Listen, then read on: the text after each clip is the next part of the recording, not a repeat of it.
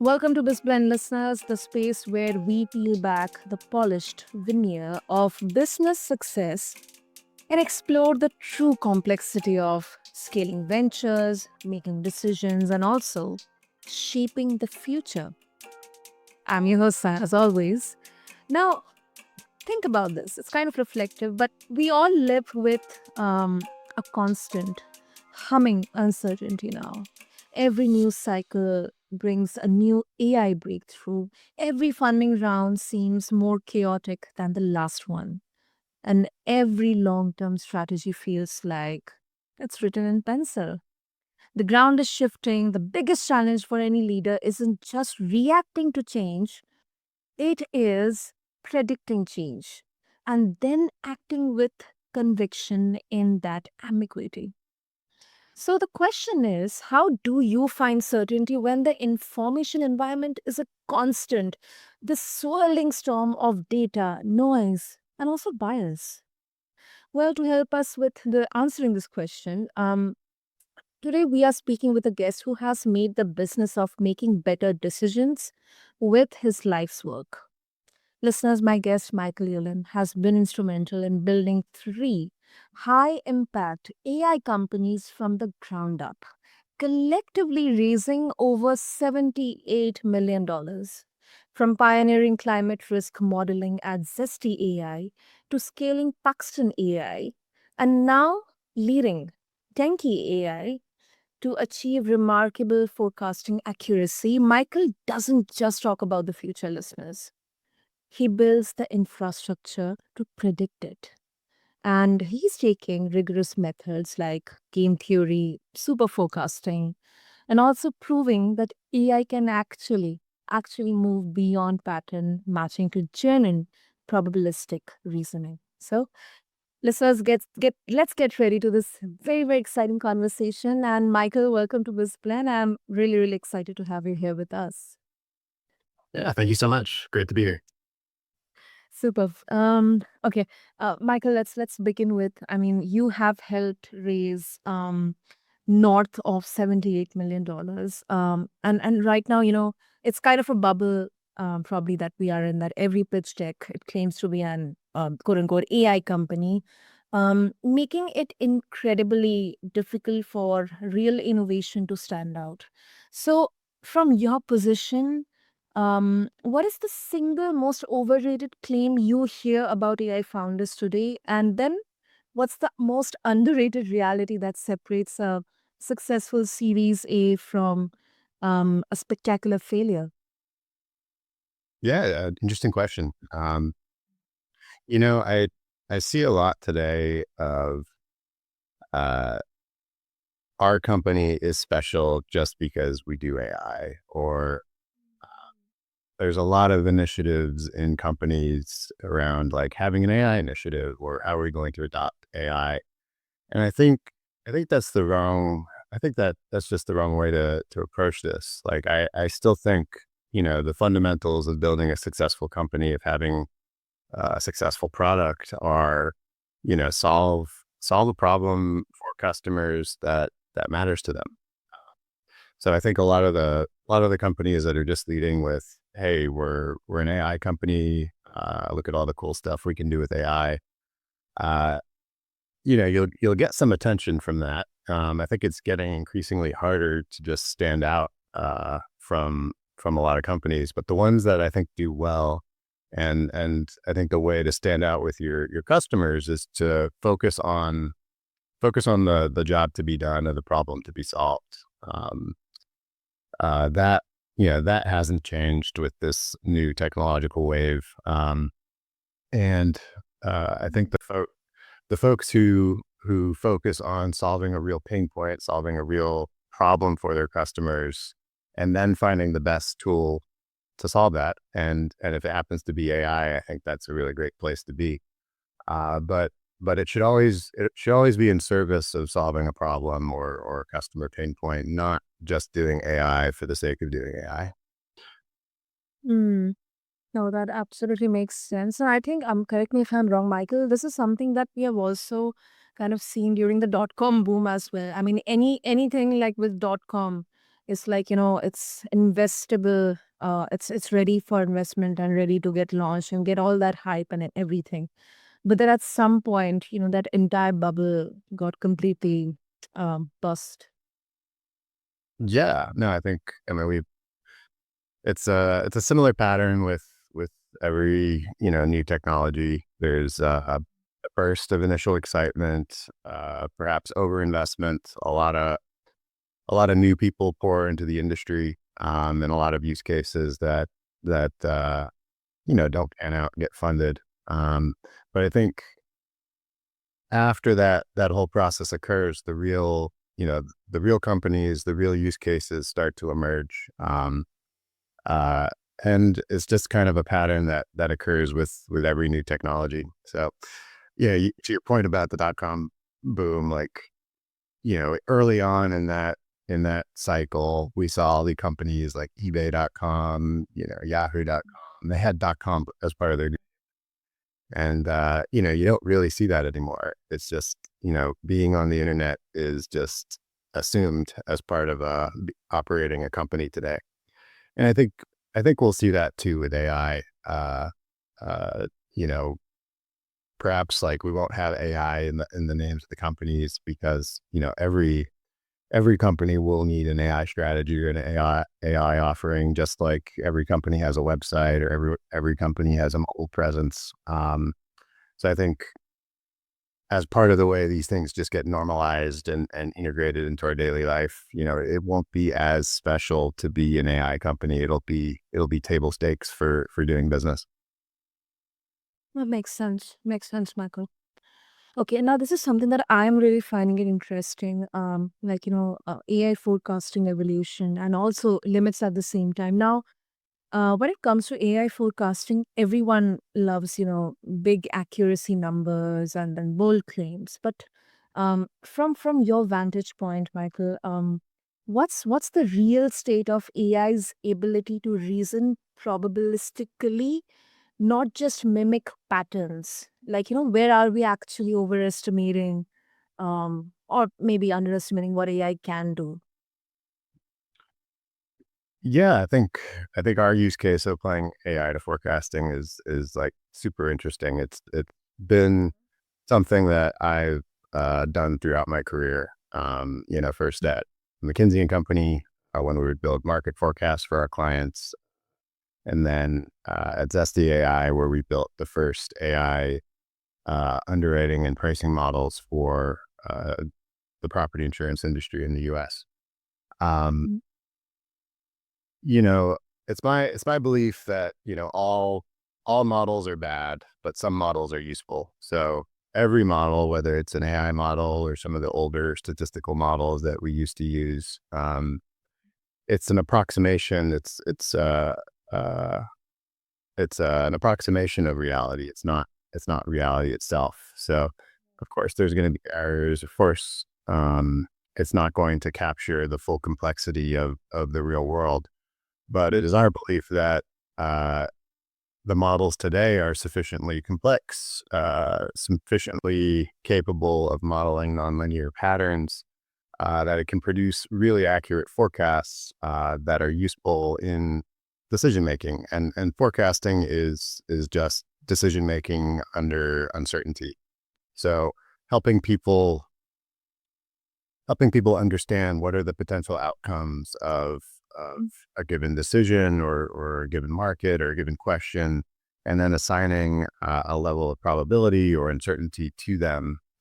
We believe that's a valuable exercise and one that's done today, just with economists or statisticians who are expensive, take a lot of time.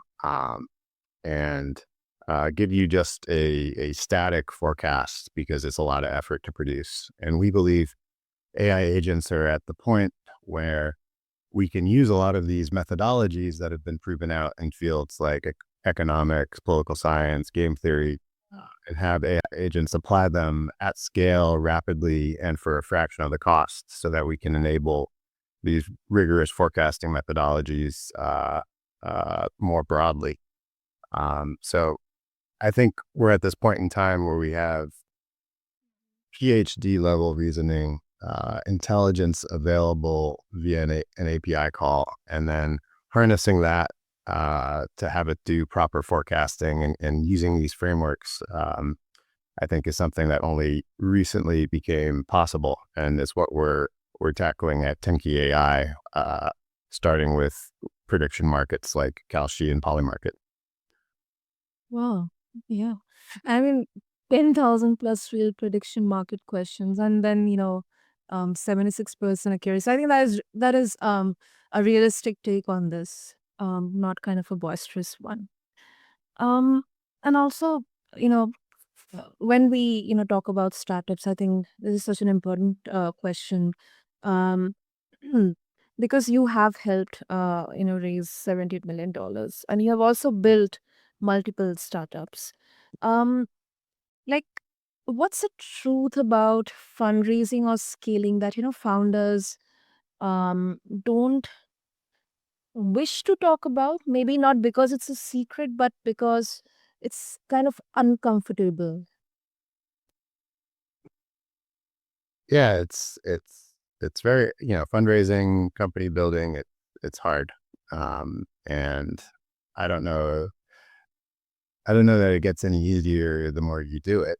You just get more comfortable with the uncertainty with you can at least be comfortable that, the fact that the journey is hard is something that you're expecting. But every time I do this, I learn something new, and the world changes in some way. So it's still hard, even if you've done it a couple times. You just get used to how hard it is. I think that's what makes it somewhat easier as a repeat founder. But um, Mhm.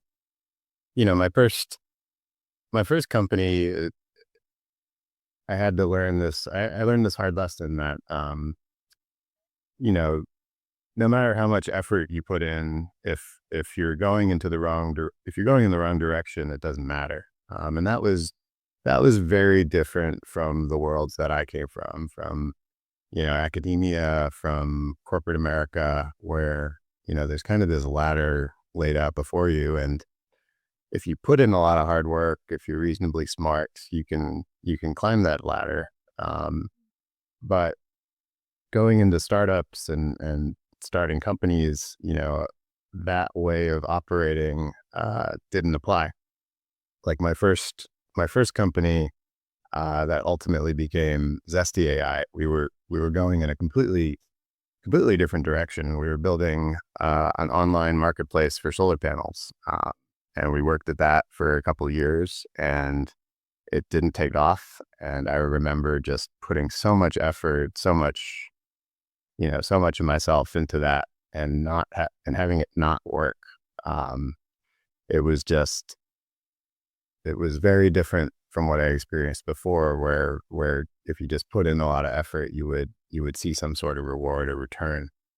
Um, and so making sure that you're working on the right thing, making sure that you're working on the right problem is so important when it comes to startups and definitely in a lot of other aspects of life.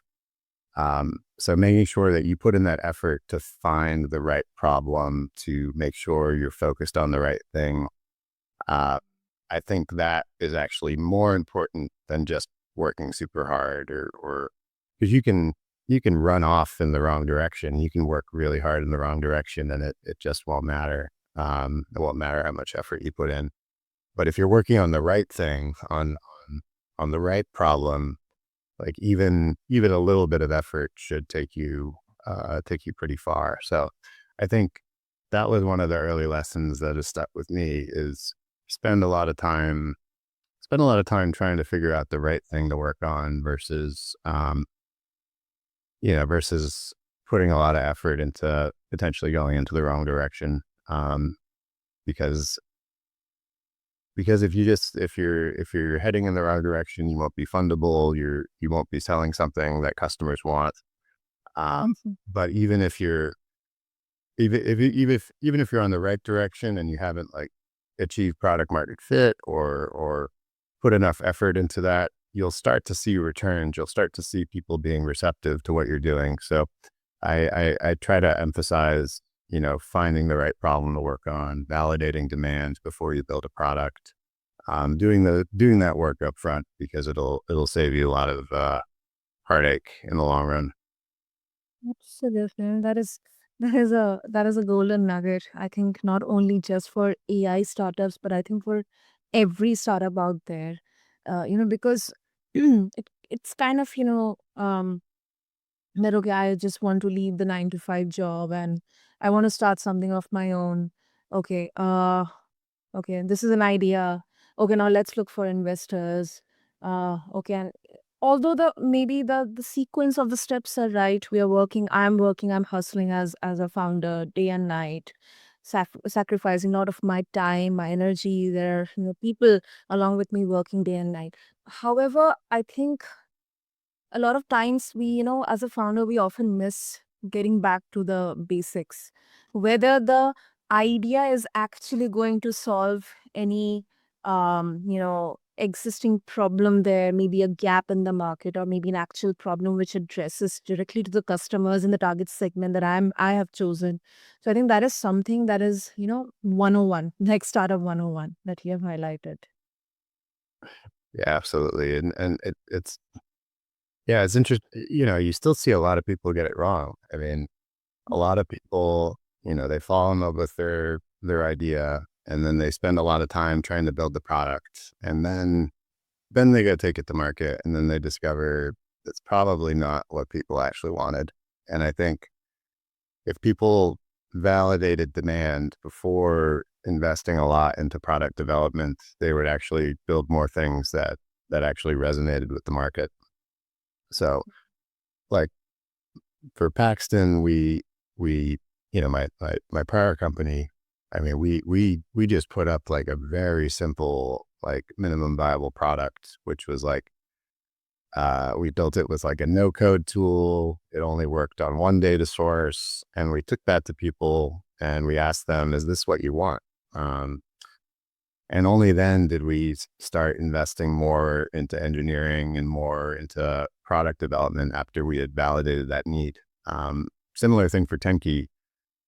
Before we did any product development, we just put up a landing page and asked people to sign up for a wait list. And if people aren't willing to, uh, put their information into a wait list because you're solving a problem that they care about, it probably is an indication that you should be looking at something else. It's not sufficient evidence that it's a problem worth solving, but it's an indicator that there's something there that you can do more exploration on. But, if you put up something into the world and like people aren't even willing to like put down their email because it's not a problem that they actually care about, then I think that's a good indicator you should go focus on something else. And it's such a low cost thing to do versus like spending all that engineering and product development time building something. So I really try to encourage people to do the market validation before they go build something. But you still see a lot of entrepreneurs think like, "Oh, I have this brilliant idea. I'm going to go build this product," and then people will see how brilliant it is, or how it meets a market need. And I think that rarely works. Yeah, and it's safe to say look before you leap. Exactly. And Michael, no, and I think this conversation is such a kind of, this personification of the theme of this blend. But I mean, you have spoken about being a gay entrepreneur in a field that isn't exactly known for vulnerability. Um, how has your identity shaped the way you lead teams and navigate risk? Yeah, I think, um, I used to try to put on like a very polished, perfect persona. And, I've found that people respond better to authenticity, to vulnerability. It makes you more human, and it shows people that there's a real person behind, behind the company, behind what you're working on. So I've, you know, even though it can be scary to do it first, I've really found that people respond more to authenticity and to vulnerability than trying to create this like perfect image. Uh, and I think people are craving more of that authenticity in today's environment. So I've, you know, it's not something that I always lived, but I think I found so much reception. You know, some people might not care, and they probably just go, you know, like you might think that people will have like a bad reaction to that, but like, you know, people aren't, if it doesn't resonate with them, people will like move on to something else in their day. But the people who it does resonate with, you'll have this connection with them. So I found that I just found just a lot of reception, a lot of great response to being vulnerable, to being authentic. Um, and it seems like it's something people want today. Um, so you know, it's definitely something I try to encourage. I try to encourage people at my companies, my team, to be their authentic selves and to try to um, create an environment of psychological safety, of a place where people can uh, be their best selves, have permission to try things, make mistakes, but make sure that we're always learning. Um, and I think having that background as a gay entrepreneur, I think really made me thoughtful about the type of environments that I want to create and the type of companies that I want to create. Uh, you know, really focused on hiring the best people, on finding the best talent, and enabling them to do their best work and be their best selves. Uh, and that's what I found creates the best products, generates the best financial returns. And it's just, you know, life's so short. So, you know, you should be working in an environment. You should be doing something that you love, and trying to create those environments has been really meaningful and important to me. Totally. Totally. I really love that. It's really, really inspiring, because there's this kind of, an archetype, especially when we talk about tech or Silicon Valley founder, archetype. But this is really, really grounded. And I think, moreover, it's more human. And I think, listeners who wouldn't fit that stereotypical mold will really, really feel seen hearing that, so it's really, really empowering, I should say. And before we wrap up, Michael, if listeners, they would like to explore more about Tenki AI and they would also like to connect with you, what would be the easiest medium? Yeah, thank you. You know, we're available at trytenki.ai, trytenki.ai. You can find me on X or Twitter at Michael Ulin, or on LinkedIn. Um, Love to hear from folks. You know, I think getting feedback about what resonated with people is super helpful. So please say hello. Wonderful. Listeners, what I'm going to do is I'll have all the links in the show notes so that you can connect with Michael and also go explore Tenki AI. And Michael, I think I may have missed this. I think it's actually quite an interesting one, especially with the prediction markets forecasting tools. Now, there is kind of this argument that, these tools, they can actually reinforce existing power structures, like favoring people with more data access or technical literacy. um, do you see Tenki as democratizing decision intelligence, or maybe the opposite of that? No, definitely democratizing. I mean, like these are these forecasting techniques that my co-founder and I, you know, have studied extensively, have applied throughout our careers. you used to need a PhD economist or statistician to go apply these, and it's very, it was very expensive. It was very labor intensive to go get a proper forecast, and so most people most people don't do it. Most decisions are made without applying like a rigorous framework, just because of the effort involved. But if you think about the most successful business leaders, decision makers, investors, they're constantly applying frameworks to their decisions, to their investments.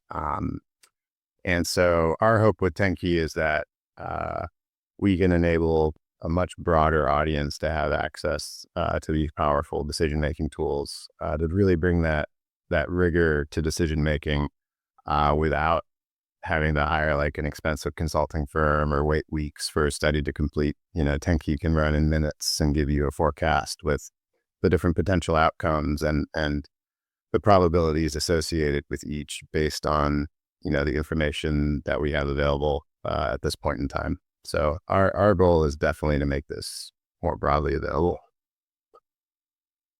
Okay. Super. Thank you. Thank you so much, Michael. This was really, really such a candid conversation.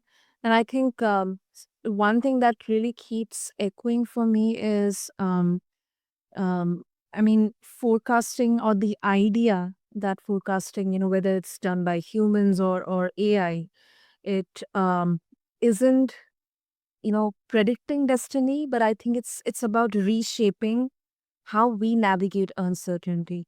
So thank you so much for all the work you are doing. I mean, you're co-founder, and I think this is really, really exciting. And I once again invite all of our listeners to explore Tanky AI. And thank you so much, Michael. Yeah, thank you so much for having me. Really enjoyed the conversation. Yeah, yeah, same here.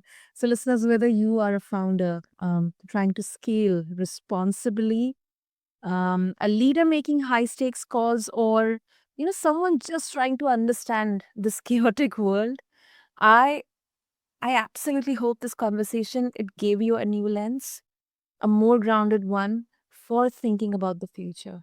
And thank you to everyone for listening to BizBlend. I'm your host Sana, and I'll see you in the next episode. Thank you.